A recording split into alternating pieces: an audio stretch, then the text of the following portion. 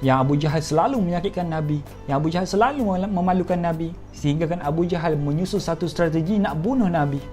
Maka hari ini ya Ammu, aku nak pergi bunuh Abu Jahal. Akulah akan membunuh Abu Jahal. Assalamualaikum warahmatullahi wabarakatuh. Hari ini kita akan buat satu video request daripada anda juga, iaitu berkaitan dengan kematian Abu Jahal. Siapa yang membunuh Abu Jahal? Okey, baik. Abu Jahal ni, kita mengenali Abu Jahal dengan seorang manusia yang sangat bencikan kepada Nabi. Sangat bencikan kepada Nabi, bahkan dia merancang satu perancangan, satu strategi untuk membunuh Nabi kita sallallahu alaihi wasallam. Dan dekat kota Mekah tu, memang Abu Jahal di antara figure yang sering menyakitkan hati Nabi, bahkan memalukan Nabi di khalayak ramai di kota Mekah pada masa tu. Jadi bila mana Nabi dah berhijrah ke kota Madinah, dendam Abu Jahal tu belum lagi terhapus. Dia masih lagi berdendam dengan Nabi kita. Bahkan diringkaskan cerita bila mana ada satu peperangan yang dinamakan peperangan Badar, yang orang Islam seramai 313 orang sahaja yang keluar daripada kota Madinah. Orang Islam keluar daripada kota Madinah bukan untuk berperang, tetapi mereka nak ambil hak mereka. Tetapi Allah takdirkan mereka melalui satu proses peperangan di antara 313 orang tentera Islam lawan dengan 1000 orang tentera musuh. Ingat, para sahabat ni sama macam kita, yang mana para sahabat dia ada hati, dia ada perasaan takut, ada perasaan gemuruh, berdebar dan sebagainya. Bayangkan, para sahabat dia tahu yang dia akan menentang seramai 1000 orang tentera musuh dengan lengkap dengan peralatan senjata, peralatan perang, baju perang dan sebagainya. Of course, para sahabat dia akan ada rasa perasaan takut, gemuruh dan sebagainya. Dalam ramai-ramai para sahabat ni, ada seorang sahabat yang famous juga, yang kita pernah buat video berkaitan sahabat ni, yang kita pernah sharing berkaitan sahabat ini, iaitu Abdurrahman bin Auf. Saya pernah buat satu video berkaitan dengan Abdurrahman bin Auf, bagaimana kekayaan, bagaimana Abdurrahman bin Auf daripada tidak ada apa-apa tetapi boleh menjadi kaya raya. Boleh pergi tengok dalam video sebelah. Jadi ketika itu, di antara para sahabat yang dalam keadaan gemuruh, berdebar dan sebagainya adalah Abdurrahman bin Auf ni gemuruh juga. Dan Abdurrahman bin Auf ni diharap, biarlah orang yang duduk sebelah aku ataupun pahlawan yang duduk sebelah aku ni adalah orang yang pahlawan yang gagah. Biarlah para sahabat yang duduk sebelah aku ni adalah para sahabat yang gagah. At least dia boleh cover aku.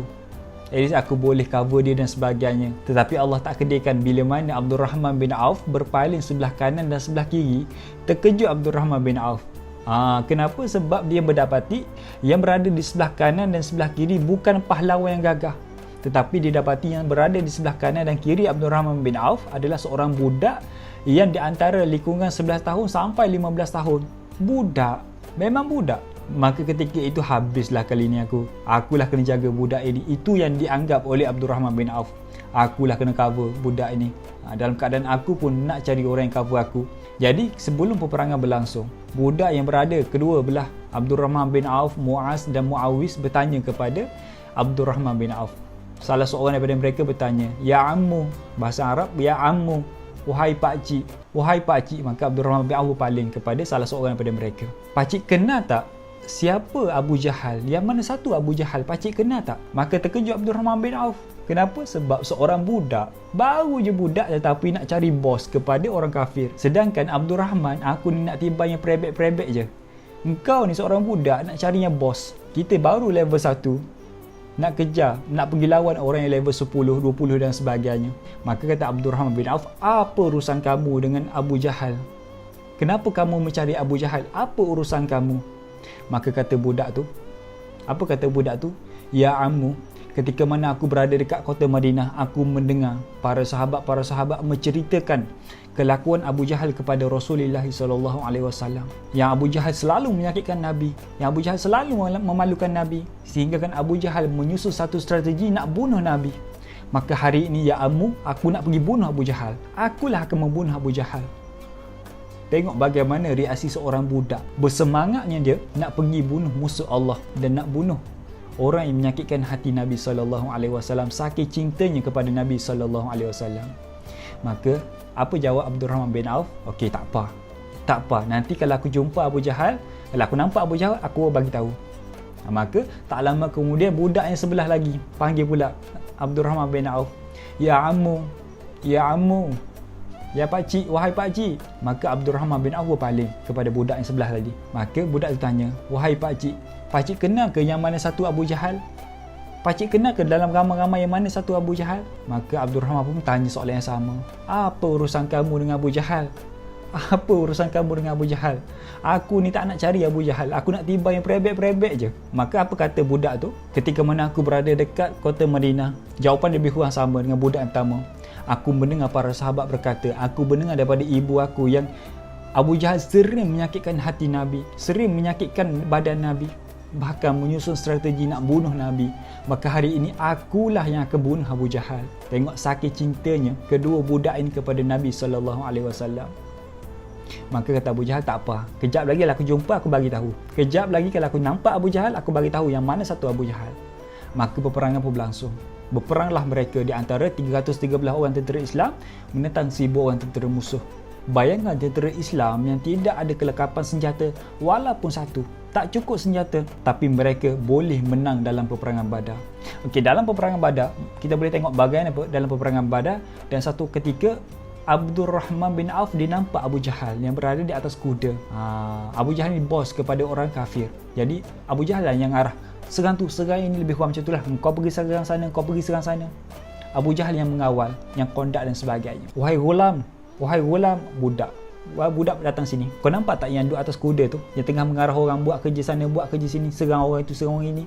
Maka itulah Abu Jahal. Dan kata Abdul Rahman bin Auf, ketika mana aku mengatakan itulah Abu Jahal, maka kedua budak ini berlari dengan sekuatnya, seolah-olah kedua anak panah sedang berkejar-kejaran di antara satu sama lain. Ataupun ketika mana aku mengatakan itulah Abu Jahal, maka berlarilah budak kedua ni seolah-olah seekor haiwan ataupun seekor harimau sedang menerkam mangsa dia. Saking lajunya mereka berlari nak pergi bunuh Abu Jahal, nak pergi bunuh Abu Jahal semata-mata. Ketika itulah bila mana budak tu tak menghiraukan orang kiri kanan yang tengah berperang, mereka terus berlari sampai ke Abu Jahal. Maka dijatuhkan Abu Jahal daripada duduk di atas kuda, jatuh ke atas tanah, dan cedera parahlah Abu Jahal disebabkan dua orang budak tu. Disebabkan dua orang budak inilah Abu Jahal cedera parah. Maka ketika itu jugalah datangnya Abdullah ibn Mas'ud. Datanglah Abdullah ibn Mas'ud yang ketika mana Abu Jahal dalam keadaan kritikal. Maka Abdullah ibn Mas'ud lah yang membunuh Abu Jahal yang dalam keadaan kritikal pada masa itu. Tetapi sebelum Abu Jahal dibunuh, Abu Jahal pesan dulu kepada Abdullah ibn Mas'ud, wahai Abdullah, sebelum kamu membunuh aku, katakan kepada Muhammad, sesungguhnya leher aku ni panjang, sebagai satu tanda aku ni seorang yang gagah, seorang lelaki yang kuat. Dan wahai Abdullah, katakan juga kepada Muhammad yang kedua, aku akan jadi musuh Muhammad hidup dan mati. Tengok bagaimana Abu Jahal nak mati pun masih lagi berlagak, nak mati pun masih lagi nak jatuhkan orang, nak mati masih lagi benci kepada Rasulullah SAW. Sungguh rugi. Maka ketika itu matilah Abu Jahal, dan Abdullah ibn Mas'ud menceritakan kisah ini kepada Nabi. Maka Nabi kata, sesungguhnya Fir'aun di zaman aku lebih teruk daripada Fir'aun di zaman Nabi Musa. Kenapa? Kerana Fir'aun di zaman Nabi Musa ketika mana dia hampir nak mati, Fir'aun di zaman Nabi Musa nak beriman kepada Tuhan Nabi Musa. Ketika mana dia dah nak mati, dia dah nak lemas dalam laut, dia nak beriman kepada Tuhan Nabi Musa. Tetapi Allah tidak izinkan kerana Allah dah tak terima taubat Fir'aun pada ketika itu. Sudah terlambat.